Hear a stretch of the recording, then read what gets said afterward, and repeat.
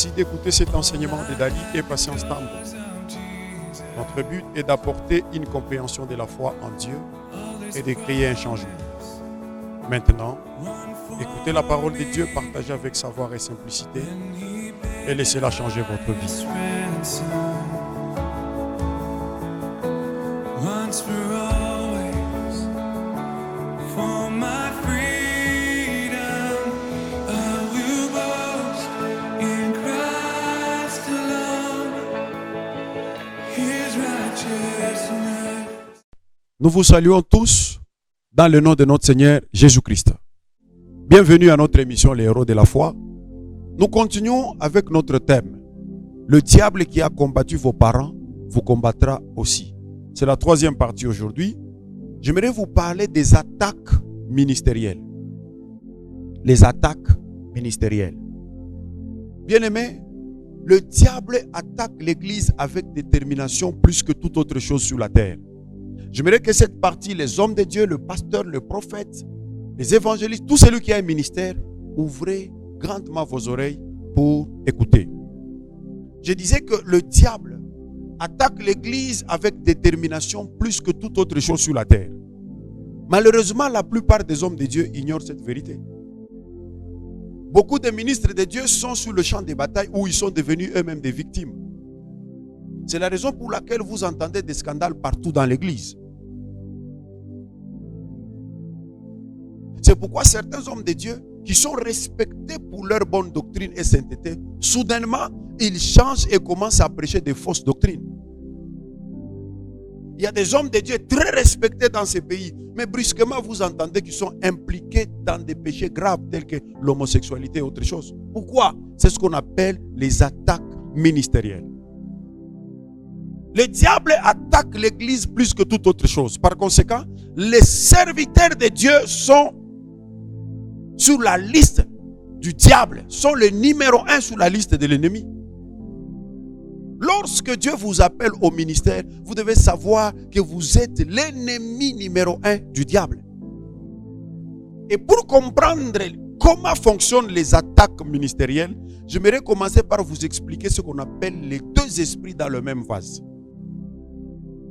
Les deux esprits dans le même vase. Nous allons prendre 1 Samuel 19, 20 à 24. 1 Samuel 19, 20 à 24. La Bible dit, Saül envoya des gens pour prendre David. Ils virent une assemblée de prophètes qui prophétisaient, ayant Samuel à leur tête. L'Esprit de Dieu saisit les envoyés de Saül et ils se mirent aussi à prophétiser eux-mêmes. On en fit rapport à Saül qui envoya d'autres gens et eux aussi prophétisèrent.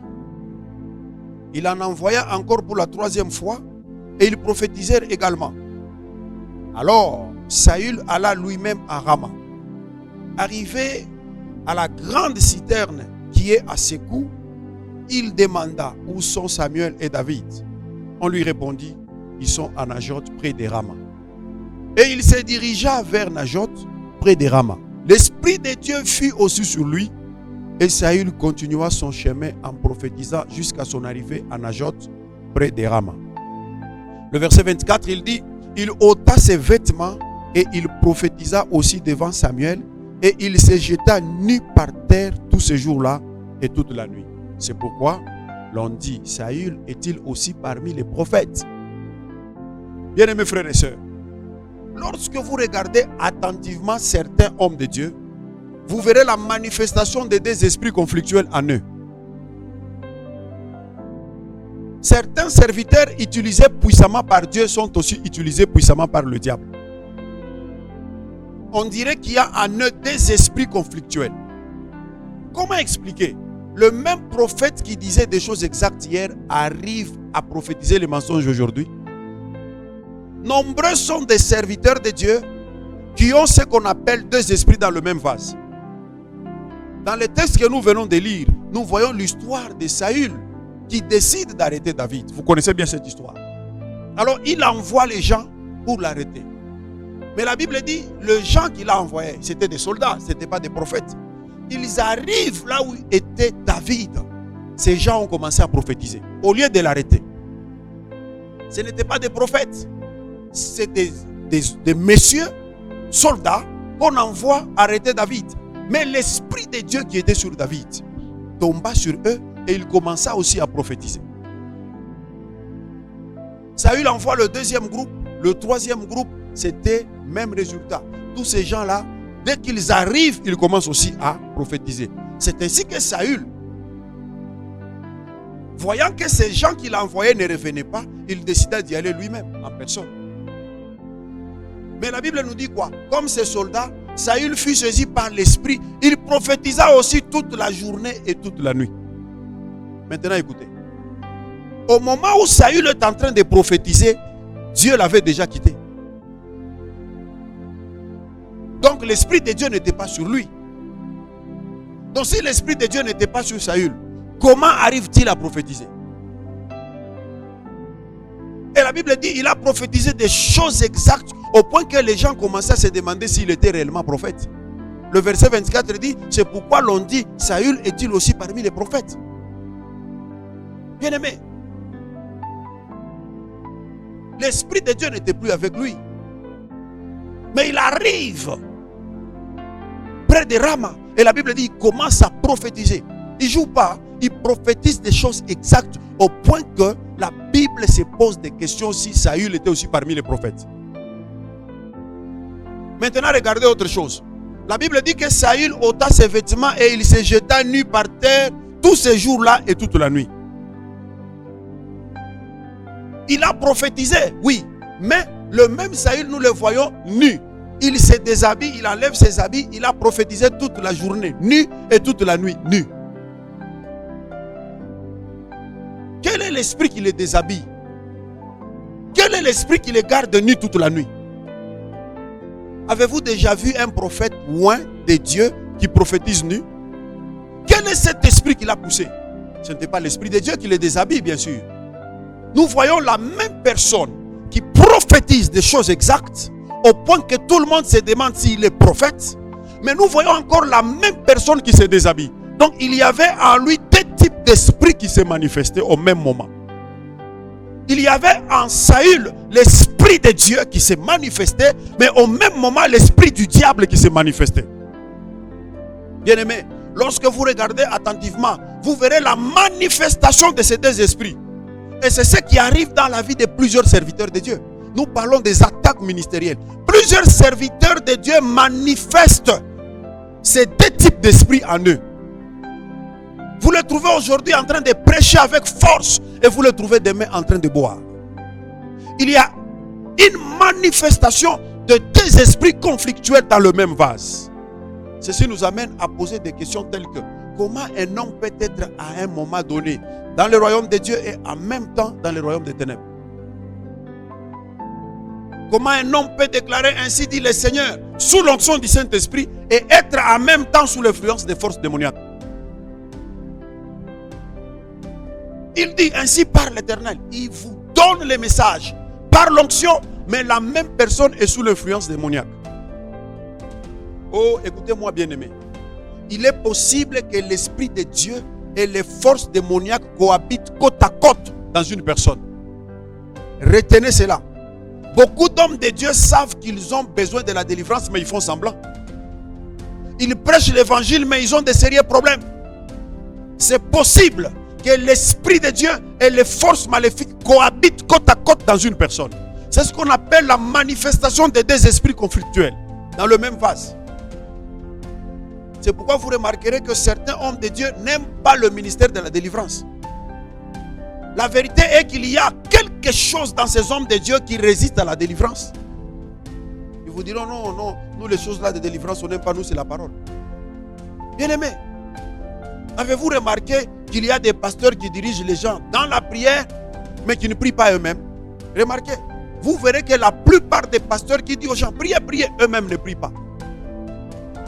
La manifestation des deux esprits dans le même vase. Savez-vous qu'il y a des pasteurs qui mangent avant d'aller prier pour les gens qui sont en jeûne? Il va vous demander de jeûner, mais lui-même mange. Savez-vous que beaucoup d'hommes de Dieu, malgré la démonstration biblique de l'onction, sont toujours oppressés et assujettis à des sérieux cauchemars? Il y a des hommes de Dieu qui manifestent la puissance biblique de l'onction. Mais le soir chez lui, il saute dans son lit. Il a des cauchemars extraordinaires. Pourquoi? Bien-aimé, comment expliquer cette cohabitation du mal et du bien en une seule personne? Pour bien comprendre cela, vous devez comprendre ce qu'on appelle la nature de l'homme. Rapidement, la nature trinitaire de l'homme. Il y a 3 départements ou sections dans la vie de l'homme. Chaque département peut être lié pendant que d'autres ne le sont pas. Retenez bien ce que je viens de dire. Il y a 3 départements ou sections dans la vie de l'homme. L'homme est corps, esprit et âme. C'est ce que j'appelle les départements ou sections. Chaque département peut être lié ou possédé pendant que d'autres départements ne le sont pas. Il est aussi possible que tous les 3 départements de l'homme soient liés. Le corps, l'esprit et l'âme. Mais généralement, vous trouverez que c'est un seul département qui est touché, mais les 2 autres sont libres. Le corps de l'homme peut être lié par les démons pendant que son esprit est libre. Là, j'espère que vous êtes d'accord avec moi. Vous trouverez des gens, il est malade. Il est lié pendant des années. Mais son esprit et son âme, c'est libre. C'est pourquoi vous pouvez rencontrer un homme de Dieu qui n'a pas de problème avec l'esprit, mais qui a des problèmes avec le corps. Ce même homme de Dieu peut ordonner le feu pendant que son corps est esclave de la chair. Il libère le feu, il prêche très bien, mais son corps est esclave de la chair. Je ne sais pas si vous comprenez.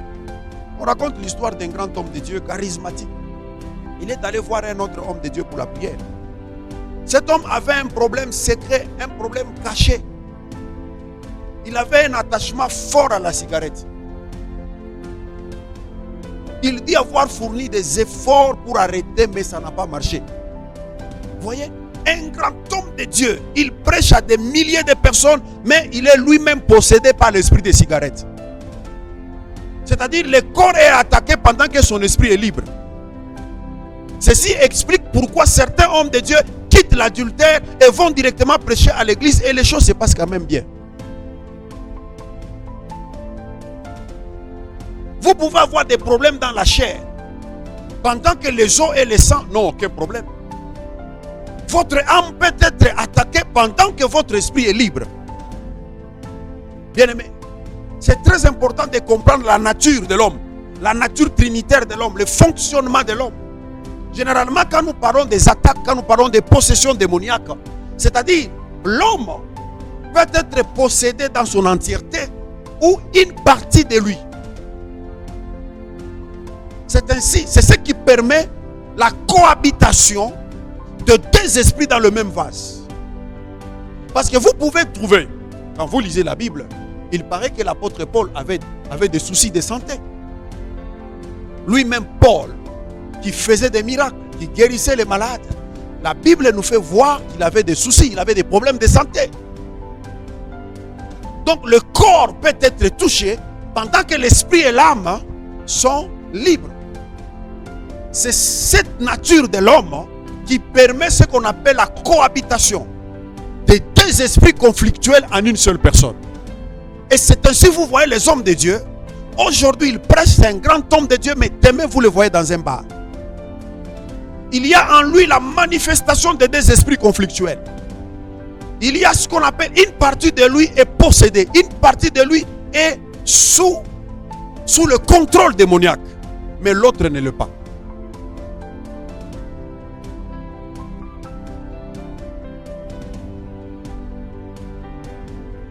Vous savez, il y a des démons qui n'attaquent que la chair. Retenez cela.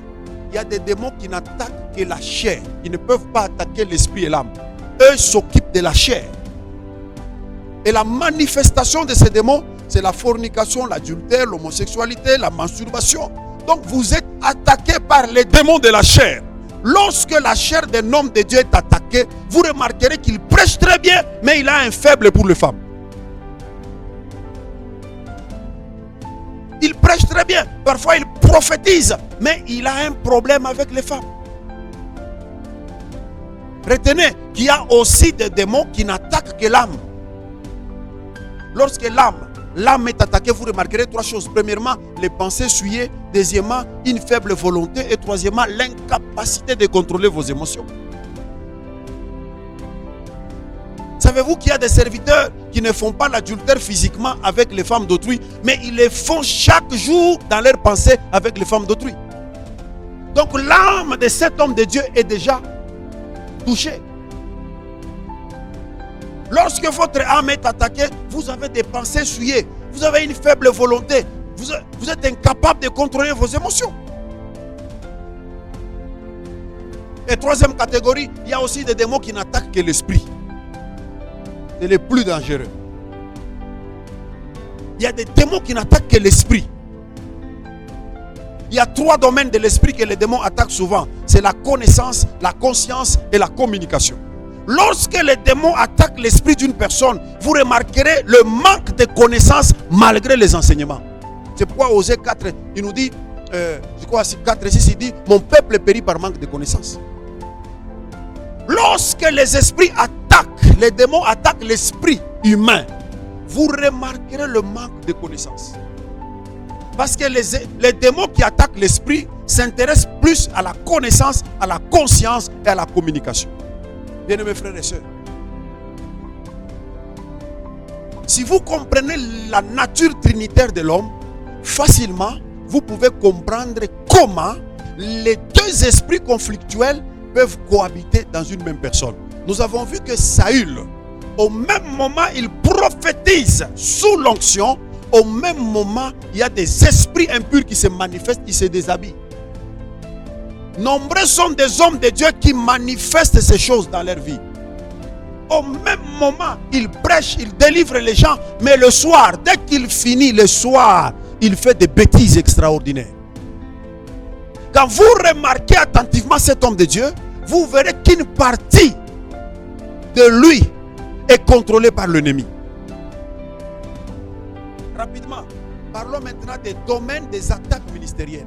Lorsque le diable veut attaquer votre ministère, quels sont les domaines? C'est dans quel domaine il va commencer? Les domaines que le diable touche pour mettre KO votre ministère. Premièrement, c'est ce que j'appelle la forteresse. C'est quoi une forteresse? Lorsque les démons veulent attaquer votre ministère, ils commencent par bâtir une forteresse autour de votre vie. Cette forteresse peut être érigée dans le corps, dans l'âme ou dans l'esprit. Et retenez ceci, une forteresse est un lieu facile à défendre mais difficile à attaquer. Les militaires savent de quoi je parle. Une forteresse est un lieu facile à défendre mais difficile à attaquer. Lorsque les démons bâtissent une forteresse autour de vous, ils vont se défendre peu importe la prière. C'est ainsi que vous trouvez les gens, ils prient pour abandonner un péché, ils n'arrivent pas. C'est-à-dire ils ont déjà érigé des forteresses, ils se défendent. Chaque fois que tu les attaques par la prière, ils sont en mesure de se défendre.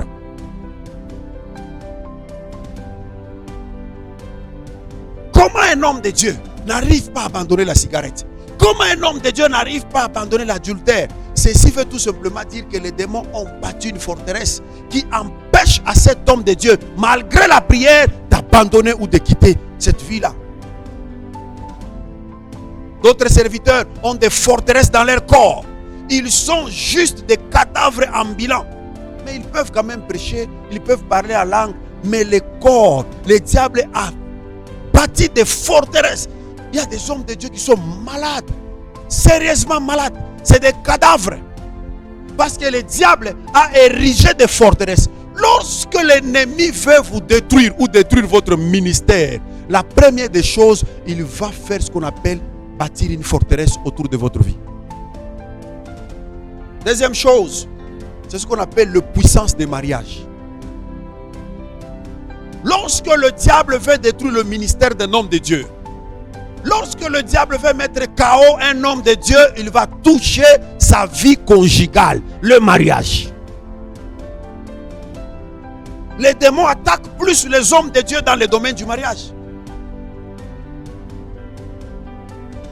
Plusieurs hommes et femmes de Dieu que vous voyez prêcher, ils ont des sérieux problèmes dans leur vie de couple. Ils font semblant. Quand ils viennent à l'église, ils font semblant d'être heureux là avec sa femme. Non. Quand vous entrez dans la profondeur de leur vie, la plupart de ces hommes de Dieu là n'ont pas la paix. Parce que le diable sait très bien, une fois qu'il a mis KO votre mariage, il a déséquilibré votre ministère. J'ai rencontré plusieurs hommes de Dieu qui avaient des problèmes de femmes et maris de nuit. Chers hommes de Dieu, chères femmes de Dieu, priez fort pour votre mariage. Ne permettez jamais aux esprits d'anéantir votre mariage, quoi qu'il arrive. Quoi qu'il arrive. 90% des pasteurs qui ont perdu leur mariage ont aussi perdu leur ministère. Le diable et sa bande de démons savent bien que la réussite de votre ministère dépend aussi de la réussite de votre vie de couple. Ne faites pas semblant. Vivez votre vie de couple. Dès que vous voyez un ça ne va pas, homme de Dieu, levez-vous, priez, brisez.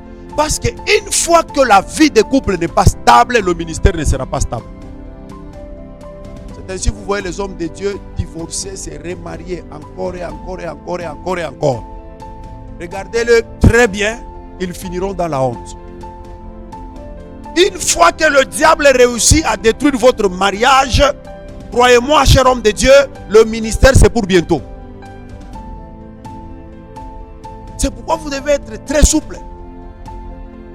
Ne permettez pas au diable, au démon, de jouer avec votre vie conjugale, avec votre famille, avec vos enfants. Parce que c'est là, on raconte l'histoire d'un grand homme de Dieu. Chaque fois qu'il faisait des croisades, son fils aîné, c'était un grand voyou qui faisait aussi des concerts juste en face. Il s'est renseigné. Dès qu'on lui dit que son père va faire des croisades à tel endroit, lui aussi va louer l'autre en face. Lui, il fait des concerts de musique là-bas avec des rappeurs. Et l'homme de Dieu pleurait chaque fois. Je connais beaucoup d'hommes de Dieu qui ont des sérieux problèmes dans leur famille. Vous les voyez prêcher, transpirer, mais ils ont des sérieux problèmes. Pourquoi? Parce que le diable veut vous mettre KO au travers de votre vie de couple. Résistez. Priez. Les hommes de Dieu, priez généralement avec vos femmes. N'abandonnez pas vos femmes. N'éloignez pas vos enfants. Parce que nous prenons le temps de prier pour les autres, nous oublions. Jésus a dit commencez à Jérusalem. Quand vous allez délivrer les gens là, commencez par délivrer votre femme. Délivrez d'abord vos enfants. Commencez à Jérusalem. Pourquoi? Si vous ne commencez pas à Jérusalem, vous aurez des problèmes. Le mariage, la famille est un terrain glissant. C'est un terrain que le diable utilise souvent pour mettre KO les hommes de Dieu. Regarde les hommes de Dieu qui ont réussi leur vie de couple. Suivez-le attentivement. Vous verrez qu'ils vont réussir aussi dans le ministère. Troisième chose, c'est ce que j'appelle la rage des anciens hôtels. La rage des anciens hôtels. Un hôtel est un lieu dangereux spirituellement, tout comme physiquement. C'est un lieu de conférence des esprits. Si vous avez visité des hôtels auparavant, sachez que la rage de ces hôtels s'élèvera contre votre ministère. Oui. Même si c'est vos parents qui vous ont amené sur des hôtels quand vous étiez bébé, sachez que les ordinateurs sataniques ne tombent jamais en panne. Les pouvoirs des anciens hôtels peuvent vous suivre et détruire complètement votre ministère. Cher homme de Dieu, avez-vous brisé les anciens hôtels? Gédéon, c'était un homme de Dieu puissant, reconnu par le ciel. Quand Dieu vient vers lui, il l'appelle vaillant héros. Donc il était reconnu au ciel. Mais il a vécu comme un esclave. Pourquoi? Parce qu'il était bloqué par l'autel de son père. Dans Juge, chapitre 6, versets 25 et 26, vous allez entendre Dieu parler avec Gédéon. Il lui dit, dans la même nuit, l'Éternel dit à Gédéon, prends le jeune taureau de ton père et un second taureau de 7 ans. Renverse l'autel de Baal qui est à ton père et abat le pieu sacré qui est dessus. 26. Tu bâtiras ensuite et tu disposeras sur le haut de ces rochers un autel à l'Éternel ton Dieu. tu prendras le second taureau et tu offriras un holocauste avec le bois de l'idole que tu auras abattu. Voyez l'histoire de Gédéon. Pour être juge en Israël, Gédéon devait d'abord détruire l'autel de son père et puis construire un autre autel. Dieu lui dit, détruis l'autel qui est à ton père. Pourquoi? Parce que le père de Gédéon était sacrificateur de Baal. Dieu lui dit, détruis l'autel de ton père. Tu es appelé à devenir président, mais il y a l'autel, le pouvoir, la rage des anciens autels de tes pères qui continuent à te bloquer. Chers serviteurs, vous pouvez avoir tous les dons possibles, des capacités et des talents, mais échouer lamentablement le ministère à cause de la rage des anciens autels. Lorsque vous êtes poursuivi par ces anciens autels, bien-aimés frères, le ministère aura des problèmes. On raconte l'histoire d'un pasteur. Il y avait une femme dans son église. Chaque fois que cette femme venait dans son bureau, le pasteur avait des sentiments sexuels. Il sentait comme s'il était attiré par cette femme-là. Alors cela s'est répété plusieurs fois. Le pasteur a décidé d'aller voir un autre homme de Dieu pour partager et prier ensemble. Pendant la prière, Dieu va révéler quelque chose. Lorsque ce pasteur était païen, il fréquentait une femme qui appartenait à la même loge mystique que la nouvelle femme. Lui ne savait pas que la femme ici, c'était une femme sorcière. Lorsque ce pasteur était païen, il fréquentait une femme qui était de la même loge mystique que la nouvelle femme de son église. Comme le pasteur était déjà sur cet autel-là, la rage de ces autels le réclamait encore. Pendant la délivrance de la femme, les esprits ont déclaré que, comme le pasteur avait déjà été séduit par une femme de cette loge, toutes les femmes appartenant à cette loge les mettront KO s'ils ne prient pas. C'est ce qu'on appelle la rage des anciens autels. Qu'est-ce que tu as fait, cher homme de Dieu, avant d'être pasteur? La rage des anciens autels va te poursuivre. Si tu ne te lèves pas pour briser, tu vas tomber. La rage des anciens autels. Tu étais qui avant de devenir pasteur? Tu faisais quoi avant de devenir pasteur? Tu entrais dans quel type de maison avant de devenir pasteur? Regardez, généralement, le pasteur qui tombe dans le péché sexuel, il ne tombe pas avec des belles femmes. C'est des petites filles aux têtes pointues. Quand même tu la regardes, tu dis, comment cet homme de Dieu est arrivé à tomber avec la rage des anciens autels. La rage des anciens autels. Plusieurs hommes de Dieu tombent de cette manière-là. Quand tu regardes la femme même avec laquelle il est tombé, elle n'a même pas. Oh, tu te dis, c'est pas possible. La femme même, la femme du pasteur, la femme de la maison là, elle est plus belle que cette fille. Mais comment l'homme de Dieu arrive à tomber avec celle-ci? La rage des anciens autels. C'est pourquoi, lorsque vous vous engagez dans le ministère, vous devez être sûr que les anciens autels ont été détruits. Dieu dit à Gédéon, détruis l'autel de Baal qui est à ton père. Détruis cet autel. Deuxièmement, construis maintenant ton autel et sacrifie dessus. Vous pouvez être dans le ministère, mais la rage des anciens autels, les autels de tes pères, continuent à te poursuivre. N'oublie pas, le diable qui a combattu tes parents te combattra aussi. Ne l'oublie pas. Qu'as-tu fait avant de devenir serviteur de Dieu? Tu as tué, tu as avorté, tu as fait des choses par-ci par-là. Maintenant que tu es dans le ministère, tu as déjà pris le temps de partager avec un autre homme de Dieu sur ta vie? Où tu caches? La rage des anciens autels continue à te poursuivre. Il y a même des frères dans l'église. Tu as engrossé les filles partout dans le quartier. Quand tu grandissais, tu as laissé les enfants partout. Et toutes ces femmes-là parlent mal contre toi. Tu as bousillé leur vie. Maintenant, aujourd'hui, tu es intercesseur, tu es prophète, je ne sais pas qui, prophète Nathan. Tu parles la langue. Mon frère, la rage des anciens autels te poursuit. La rage des anciens autels. N'est-il pas écrit dans la parole que ton péché t'atteindra? Arrêtez de faire semblant, cher homme de Dieu. Recherchez la délivrance. la délivrance n'est pas seulement pour les fidèles, même pour le pasteur. La chose qui tue les hommes de Dieu, c'est la honte. Oh, les gens vont me voir moi tomber. Mieux vaut que les gens te voient tomber, que tu sois libéré, au lieu de vivre en cachette avec des esprits, avec la manifestation de des esprits conflictuels dans le même vase. Rares sont les hommes de Dieu qui ont seulement l'esprit de Dieu. Nombreux sont des hommes qui manifestent le désesprit dans le même vase. Ma prière pour toi, cher homme de Dieu, c'est que le Seigneur t'aide. Que tout autel satanique qui parle sur ta vie soit détruit au nom de Jésus-Christ. Et pourquoi j'ai enseigné dans la deuxième partie comment faire dans ce genre de cas? Faites des prières fortes avec des sacrifices. Vous voyez ce que Dieu dit à Gédéon? Sacrifie. Il ne lui a pas dit prier. Il lui a dit sacrifie. Lorsque la rage des anciens autels continue à parler sur ton ministère, cher homme de Dieu, sacrifiez. Va trouver quelque chose. Construis un autel pour Dieu. Sacrifie. C'est pourquoi tu demandes aux gens de prier, mais toi-même tu n'arrives pas à prier. C'est pourquoi tu dis aux gens de gêner, mais toi-même tu es incapable de gêner. Tu as des problèmes. Tu as besoin de la délivrance, mais tu fais semblant. Chaque jour quand tu dors, tu as des cauchemars.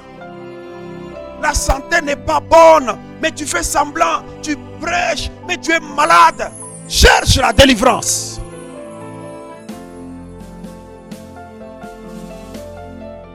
Un autre point. Lorsque le diable veut vous mettre KO, ou bien il veut détruire votre ministère, il y a un autre côté que le diable utilise. C'est ce que j'appelle la gourmandise. La gourmandise. Si vous êtes un pasteur ou ministre de Dieu avec une longue gorge, commencez déjà à écrire votre testament. Si vous êtes un pasteur et que quelqu'un d'autre qui n'est pas votre femme vous apporte régulièrement la nourriture dans votre bureau, cher pasteur, sachez que vous êtes déjà un homme mort. C'est de cette manière que les maladies graves et difficiles à contrôler entrent dans la vie des pasteurs. On raconte l'histoire d'un pasteur qui avait reçu une femme dans son bureau et la femme était venue lui apporter un gâteau. Le pasteur n'avait pas mangé le gâteau, mais il avait mis dans le frigo. Le lendemain matin, quand le pasteur vient, il trouve que le gâteau c'était devenu un bois dur. Imaginez-vous si le pasteur avait mangé ces pains-là, ces gâteaux. Qu'est-ce qu'il allait avoir dans le ventre? Nombreux sont des pasteurs qui meurent tous les jours parce qu'ils mangent n'importe où. Un pasteur, c'est un ministre. Un ancien de l'église, c'est un ministre. Un diacre, c'est un ministre. Tu ne dois pas manger n'importe où. La gourmandise, c'est un terrain que le diable utilise pour détruire le ministère des gens. Vous trouvez même d'autres pasteurs qui comparent la sauce de sa femme et celle de la présidente des femmes de son église. Ah, maman, tu ne prépares pas bien. Maman, c'est une biche, elle connaît. Ah, chaque pasteur qui mange, on t'apporte à manger au bureau. Commence à écrire ton testament. Tu es déjà un homme mort. Bientôt là, tu vas mourir. Un pasteur, un ministre de Dieu, il mange n'importe où. Tu es déjà un homme mort. C'est comme ça que vous trouvez des pasteurs avec des sérieux problèmes de santé. Ils ne savent pas ça vient d'où. Toutes les personnes qui viennent dans l'église ne viennent pas chercher Dieu. Il y a d'autres qui viennent chercher comment vous tuer. Il y a des sorciers dans l'église. Cher pasteur, si vous n'ouvrez pas les yeux, vous mourrez trop jeune et vous laissez le ministère. Évitez de manger n'importe où. Cinquième chose, ou cinquième domaine, c'est ce que j'appelle les contre-attaques. Contre-attaques. Vous remarquerez que plusieurs pasteurs meurent après avoir fait un grand travail. D'autres meurent à l'estrade en train de prêcher, ils tombent. Cher homme de Dieu, si vous pensez que vous lancerez les flèches au diable et que lui vous lancera des caoutchoucs, vous êtes en train de rêver. Oui, parce qu'il y a les hommes de Dieu qui croient que quand il envoie le feu, le diable lui va envoyer l'eau. Tu es en train de rêver, pasteur. Tu envoies le feu, il renvoie le feu. Si vous pensez que le diable vous regardera en train de le détruire, donc vous êtes encore un enfant spirituel. J'ai dit, vous envoyez le feu et il retourne le feu. Il est écrit dans la parole que tu écraseras la tête du serpent et il te blessera le talon. C'est ce que la Bible dit. C'est au niveau des contre-attaques que plusieurs hommes de Dieu reçoivent des infections spirituelles et des problèmes spirituels. Chers hommes de Dieu, priez pour vous-même. Priez pour vous-même. Jésus-Christ, lui-même, il reconnaît qu'une force l'a quitté. Quand il a touché la femme qui perdait le sang, il dit, une force m'a quitté. Si Jésus, il reconnaît que la force l'a quitté, et vous, chaque fois que la force vous quitte, qu'est-ce que vous faites pour vous ressourcer, pour renouveler la force? C'est comme ça vous trouvez des pasteurs qui n'ont plus rien. Toute la force est déjà épuisée, ils continuent à faire des bruits. Ayez le temps de prier pour vous-même. Le diable ne joue pas. Il ne va pas vous jeter des caoutchoucs pendant que vous vous jetez des flèches. Qu'est-ce que vous faites pour renouveler vos forces? Après avoir prêché, vous avez un grand travail à l'église. Quand vous finissez, qu'est-ce que vous faites pour vous ressourcer encore? Il y a des églises où vous trouvez des séminaires en séminaire, des séminaires en séminaire, des séminaires non-stop. Convention de feu, séminaire de feu, convention de feu. Pasteur, trouve le temps d'aller te ressourcer. La Bible dit Jésus s'éloignait quelquefois seul. Il laissait tous les disciples et il allait prier son Dieu. Combien sont des pasteurs vous connaissez, ils prient seuls? Vous les trouvez à la montagne seuls en train de prier, de se ressourcer. Ils cherchent seulement qui prophétiser. Non! Il y a ce qu'on appelle les contre-attaques. C'est ainsi, vous voyez, il y a plusieurs pasteurs qui meurent jeunes. Parce qu'ils pensent que le diable va croiser les bras en train de les regarder. C'est un combat. Tu écraseras la tête, c'est vrai, mais il te blessera le talon. Ne l'oublie jamais. Hein? Dans le ministère, le diable à un certain moment va te blesser le talon. Tu dois être fort. Tu dois être préparé aux contre-attaques. Sixième chose, c'est l'oppression transférée. L'oppression transférée. Qu'est-ce que cela veut dire?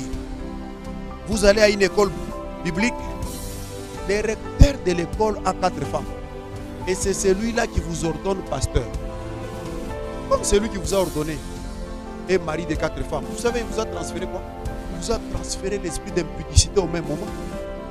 Les transferts d'oppression se passent lorsque la personne qui n'est pas censée vous imposer les mains vous impose. Il n'y a pas longtemps, j'étais en train de parler des mains maléfiques. Nombreux sont des enfants spirituels, les jeunes qui commencent le ministère aujourd'hui, qui cherchent des coachs partout, oh, des mentors, mon père, mon père, mon père. Est-ce que cet homme de Dieu-là, est celui-là que Dieu t'a donné?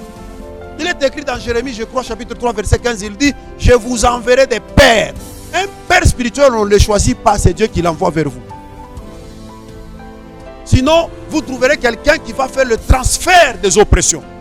Nombreux sont des pasteurs qui ont des problèmes dans leur ministère parce que ceux qui les ont consacrés étaient eux-mêmes oppressés par le diable. Qui prie pour toi? Et pour qui toi tu pries? Parce que le transfert d'oppression se passe lorsque toi tu imposes les mains ou lorsque quelqu'un vient t'imposer les mains. Il y a un homme de Dieu qui est venu de Brazza, tu amènes ta tête. L'autre est venu du Nigeria, tu amènes ta tête. L'autre est venu de la Zambie, tu amènes ta tête. Tu cherches des pères spirituels partout. C'est de la même manière tu reçois ce qu'on appelle transfert d'oppression. Faites très attention, cher homme de Dieu. Il y a ce qu'on appelle les attaques ministérielles. Et pour finir, le 7e point, c'est le feu étranger. Quand vous faites ce que vous n'êtes pas supposé faire dans le ministère, sachez que vous apportez un feu étranger. Et vous finirez très mal votre vie. Ne touchez pas aux fétiches pour le ministère. N'approchez pas n'importe qui dans votre ministère. Vous risquerez d'amener le feu étranger. Ce n'est pas tout celui qui vient dans votre église aujourd'hui qu'il devient diacre. Celui qui oh maman, Dieu m'a dit tu deviens diaconesse. Oh, tu risques d'apporter le feu étranger dans le ministère. On raconte l'histoire d'un pasteur. Il est dans le culte, il remarque un homme riche. Il a stationné un véhicule là. Il a. Vous savez, la richesse parle. Alors le pasteur a vu le monsieur s'assoit. Après culte, le monsieur est parti. L'autre dimanche, le même monsieur vient. Alors pendant qu'il est entré, le pasteur dit, non, bien-aimé, passe ici. Le Seigneur m'a dit ceci, c'est ici. Toi, tu es appelé le diacre de cette église. À partir d'aujourd'hui, ne t'assois pas là-bas, assieds-toi ici avec les diacres. Il a prié pour le monsieur devient diacre. Il ne les connaît pas. Quelques mois après, ils avaient organisé un grand culte de finances. Parce qu'ils étaient en train de construire. Toutes leurs églises étaient rassemblées à un endroit. Et ce jour-là, les fidèles ont donné des milliers et des milliers de dollars. Maintenant, ils étaient dans une chambre en train de compter cet argent-là. Les diacres. Et le nouveau frère diacre était aussi parmi eux. C'est un diacre déjà reconnu. Il était en train de compter aussi. Tout d'un coup, il sort l'arme. Il y a tout le monde, mais à l'air. Soulevez cet argent, mettez dans mon véhicule. C'était un grand bandit, un bandit. Il les a cambriolés à midi à l'église. Il a pris, il est parti. Les gens, non, frère diacre, qui diacre? C'est lui qui ose m'appeler encore diacre, je vais le tuer ici. Le pasteur n'a pas eu même le courage de l'amener à la police. N'amenez pas un feu étranger. Ce n'est pas parce que quelqu'un vient dans votre église, il a l'argent, il parle un bon français, il devient ancien. N'amenez pas un feu étranger. Vous voulez réussir dans le ministère, faites attention au feu étranger. Ce n'est pas tout celui qui t'appelle Daddy qui est ton enfant spirituel. Jésus lui-même l'a dit. Ce n'est pas tous ceux qui m'appellent Père qui entreront. Formez vos propres fils. Ne prenez pas les serviteurs. Aujourd'hui, vous prenez là-bas. Il vient d'une église, il vient de l'autre. Non. Formez vos propres enfants. Enseignez votre propre vision. Évitez d'amener le feu étranger. Ne touchez pas aux fétiches. Ça ne fonctionne jamais le ministère avec le fétiche. Ça ne fonctionne jamais. Tu peux impressionner les ignorants. Après un temps, tu tomberas. Regardez ces gens. Comment ils meurent. Pouf, il tombe, il est parti. Tu n'amèneras pas un feu étranger. Ça ne marchera jamais. Le ministère ne marche qu'à l'aide du Saint-Esprit. Qu'à l'aide du Saint-Esprit. En dehors du Saint-Esprit, vous n'avez besoin de rien d'autre. Le Saint-Esprit. Le Saint-Esprit. Bien-aimés frères, priez fort pour votre ministère. Car le diable attaque plus le ministre de Dieu que toute autre personne. Que Dieu vous bénisse. Amen.